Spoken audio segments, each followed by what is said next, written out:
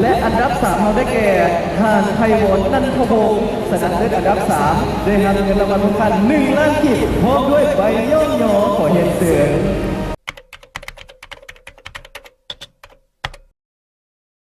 เริ่มต้นในการมอบคำสำหรับรางวัลประเภทกาบโกดของเขารางวัลชนะเลิศอันดับ1จะได้รับเงินสดมูลค่า3 ล้านกีบพร้อมด้วยใบย่อมยอขอเสียงตบมือดังๆให้กับทานมณีวรผมมารินเจ้าขอเสียงตบมือดังๆด้วยขอเชิญทางด้านถึงเวที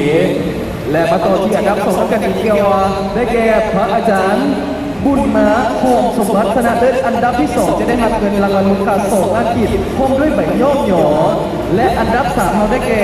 ทานไพวลนันทวงศ์ชนะเลิศอันดับ3ได้รับเงินรางวัลมูลค่า1 ล้านกีบพร้อมด้วยใบย่อมยอขอเห็นเสียงและอย่างนี้อีก1 รางวัลส่งเสริมเขาขอเสียงตบมือด้วยนะครับทางคำมั่นไซสมพรรางวัลส่งเสริมจะได้รับเงินมูลค่า500,000กีบพร้อมด้วยใบส่งเสริมเจ้าซึ่งในปัจจุบันนี้ก็ต้องขออนุญาตที่เป็นเกียรติเรียนเชิญจะเข้าสู่วาระของการมอบคำข้าพเจ้าขออนุญาตที่เป็นเกียรติเรียนเชิญทางทองลีศรีสุรินทร์กรรมการสูตรกลางภาคเลขาคณะบริหารงานสูตรกลางสารุประชาชนปฏิบัติเราให้เกียรติในการมอบรางวัลของการเข้าแข่งขันในเชิงนี้กับประเภทกาบโกดเจ้าตั้งแต่รางวัลชนะเลิศอันดับ1จนกระทั่งรางวัลส่งเสริมเจ้าขอเรียนเชิญ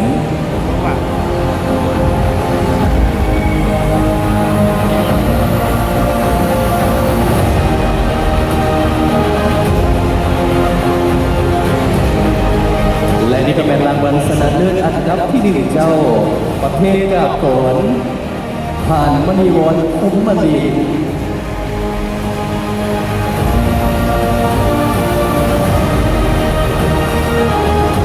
ลำดับต่อไปขออนุญาตถือเป็นเกียรติเรียนเชิญพระอาจารย์บุญมาโหมสมบัติซึ่งเป็นผู้ชนะเลิศรางวัลอันดับที่2จะได้รับเงินสดมูลค่า2 ล้านกีบพร้อมด้วยใบย่อมยอ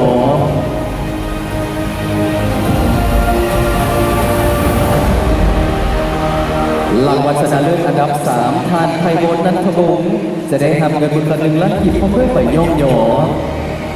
ขอแสดงความยินดีนำด้วยและอีก1 รางวัลสุดท้ายก็คือรางวัลส่งเสริมเพื่อเป็นขวัญกำลังใจทานคำมั่นไซสมพรจะได้รับเงินมูลค่า500,000กีบพร้อมด้วยใบย่อมยอเจ้าขออนุญาตเรียนเชิญถ่ายภาพรวมอีก1 ครั้งเจ้าและนี่ก็คือ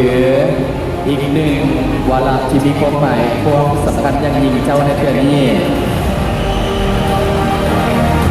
และก็ต้องขออนุญาตที่เป็นเกียรติเชิญทานทองลีศรีสุรินทร์อยู่ต่ออีกครั้งเจ้าเพราะว่ายังมีอีกหลากหลายสาขาเพื่อการเกี่ยวกับการสู่การมอบ